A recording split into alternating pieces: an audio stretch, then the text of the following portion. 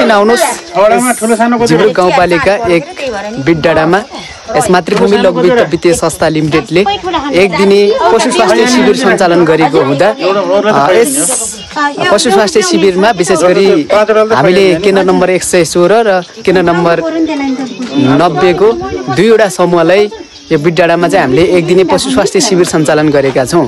सदस्यहरू उपस्थित हुनुभएको छ। दुवै टिमका सबैजना सक्रिय सहभागितामा चाहिँ उपस्थित हुनुभएको छ र अत्यन्तै राम्रो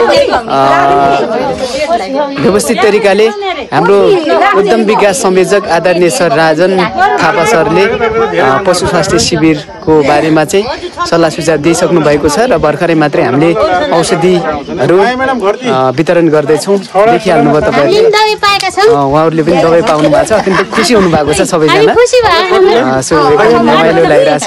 पेटभरि पानी छ भने विष कम लाग्छ भनेर हो क्या। खाली पेटमा विष बढी लाग्छ। मनतत्त्व बनाएर तताएर बेसार हालेर नुन हालेर चिनी हालेर के हालेर हुन्छ। अथवा बिहान खुवाउने पानी होला पुरै बिहान खानुहुन्छ होला। जुम्रो औषधि घस्नेलाई त्यो दिन बिहान नखाइदिनु त कोची खुवाइदियो झन् धेरै खान्छ पानी। यही समय मिलाएर चाहिँ लगाउने आँखामा नाकमा प्राकृतिक पलमा चाहिँ नपार्दिनु है भने नि मैले भन्नु पर्छ कि नै जता कतै लाउने तर आँखामा नाकमा मुखमा प्राकृतिक पल भएको ठाउँमा नपार्ने।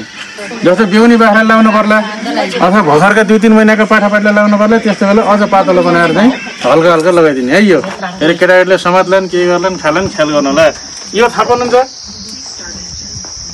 खाना रुचाउने पचाउने भन्छन् नि पाचक हजमला जस्तो कुनै दिन बाख्राले घाँस दाना पनि खाएन पुत्ताउँदै गएर अन्त दौड्न भन्दा बाख्रा छैन भने 1-1 चम्चा खुवाउने सानो पाठापाठी छैन नि आधा चम्चा बिहान साँझ खुवाउने है। यो मैसीले छैन भने बल्ल बल्ल दिन्छ अब यसले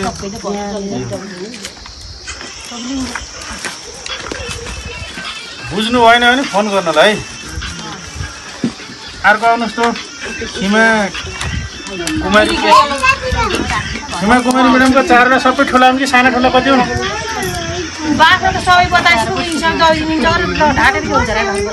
सानो ठुलो भन्नुलाई फेरि सानालाई खुवाउनलाई 200 mg एउटा गोली सबै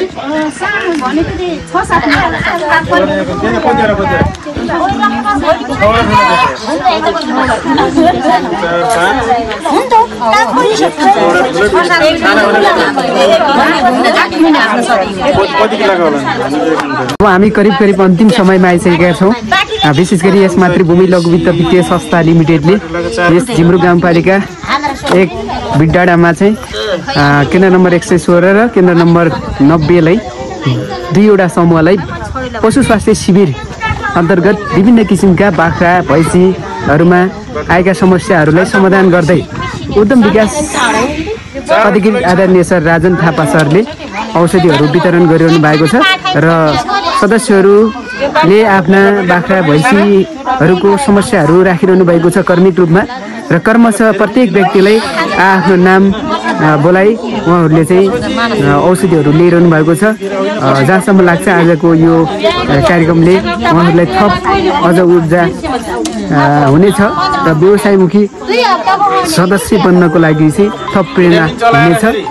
त्यसै गरी चाहिँ हामीले यो अपेक्षा गरेका छौँ अत्यन्तै राम्रो तरिकाले औषधिहरू व्यवस्थापन गर्दै पशु स्वास्थ्य शिविरले उहाँहरूलाई चाहिँ थप सहजीकरण गर्नेछ।